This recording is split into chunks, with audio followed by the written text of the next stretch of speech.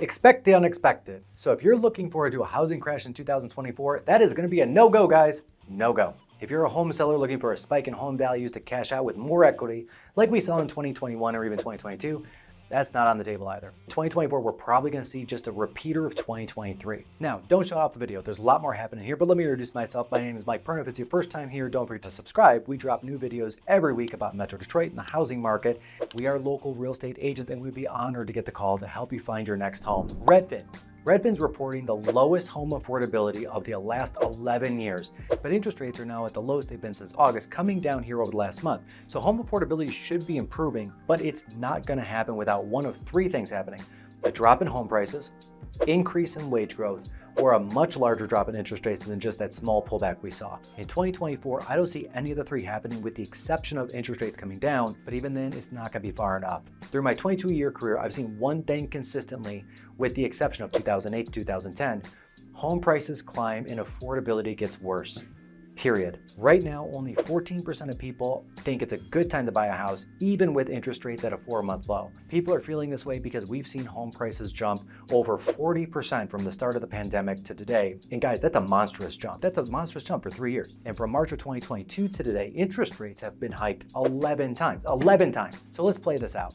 If someone was going to buy a home in Metro Detroit at the average sales price of $300,000 with a 2.75% interest rate like they could have gotten in 2010 with, let's say, 10% down, the mortgage would be about $1,100 per month with principal and interest. Pretty affordable. But that same home today, after price spikes and interest rate spikes, that $300,000 home is now going to cost the next buyer $420,000, and interest rates spiked all the way to 8%. But right now they pulled back to 7%, so we'll use that number. So if you took that same home that's now $420,000 with a 7% rate, that payment's just over $2,515 per month. That's over double 3 years ago. Now, this is really upsetting to a lot of people. It's upsetting to me because I'm looking for a home myself, and it's all going to come down to the simple economics of supply and demand. Until we see supply increase dramatically, this is the way it is, because demand is holding steady. Now in 2024, we're expecting supply to increase a little bit and interest rates to drop a little bit, but not significantly enough. A lot of people think rates are going to continue to increase,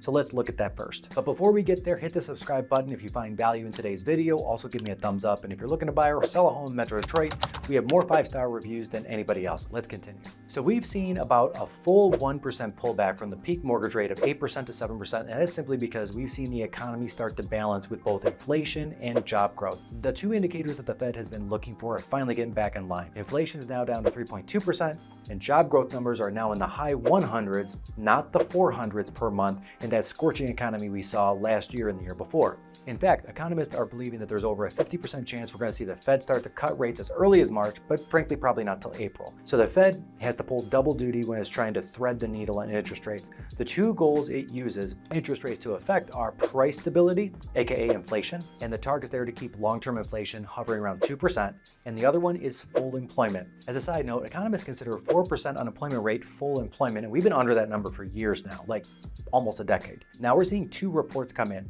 The job sector is starting to slow finally, but also with inflation dropping to the low 3% range, we're getting pretty close, but not quite close to where the Fed targets, because both numbers are in line with what the economy needs, and the Fed has spent the better part of 2 years working on both numbers. I don't see rates going up above 8% or even to 8% again. Period. The only caveat is if we see inflation spike again, but looking at the price at the pumps, rent starting to soften, eggs finally coming down, I don't see that happening. Also, if we see a massive spike in hiring and all indicators point to that not happening, companies are not racing out like they were, but we're also not seeing massive layoffs either. As long as we don't see that spike, we will also not see another spike in interest rates. Thankfully, the latter means the most likely scenario we're going to see is we're going to avoid a recession and interest rates are going to come down a little bit, which is good for everybody. However, as the Fed brings rates down to 2024, home affordability should improve, right? Like that's the third thing that affects it. But for rates to truly impact affordability in a meaningful way, we need to see interest rates that start with a 4, and that's not going to happen. Most likely scenario, 6 to 6.5% hovering in 2024. 6 to 6.5% will push some buyers into the market, and we will see modest appreciation because of it.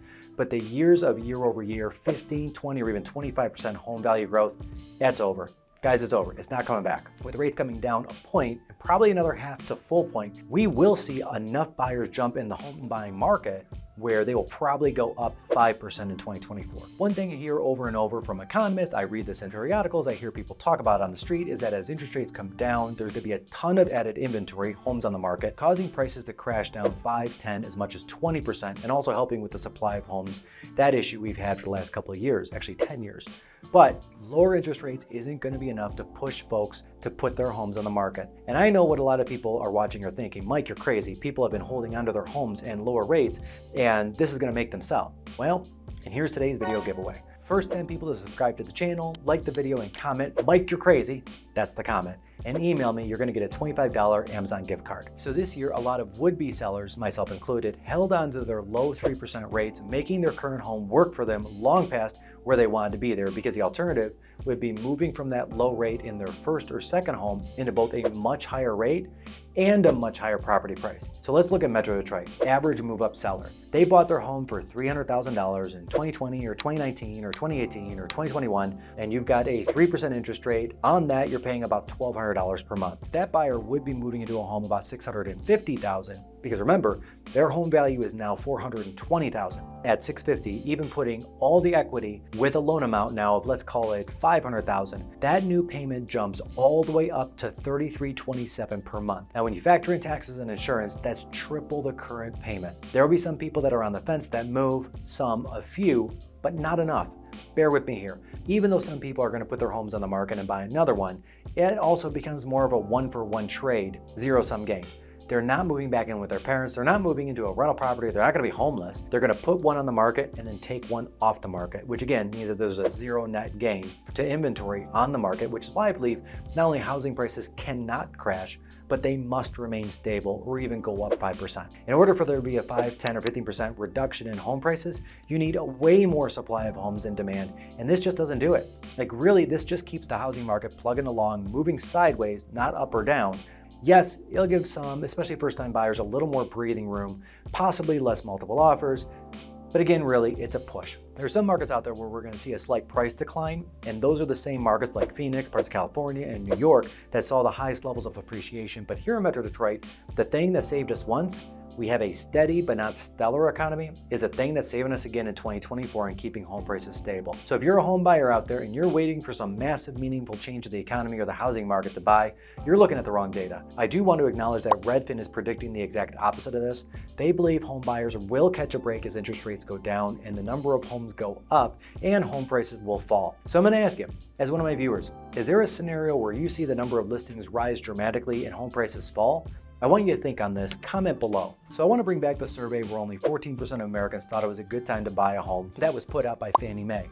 But there's a comment I'm going to read in this report that I think sums up 2024 very succinctly. The combination of persistent affordability challenges, our less rosy household finances remain the primary drivers of the low-level plateauing of housing sentiment. Even if mortgage rates decline over the next year, which we currently expect, it's unlikely to meaningfully affect affordability. The lack of housing inventory is likely to remain a challenge for some time, and home purchase sentiment may continue to be suppressed as a result. As our forecast indicates, we believe it'll be a couple of years before home sales return to a more normal pre-pandemic level. AKA, in 2023, we saw under 4 million homes sold. Pre-pandemic was about 5.4 million homes sold, and this means affordability is unlikely to improve, prices will not go down, and the best time to buy a house, of course, is 5 years ago. The next best time, my friends, is today.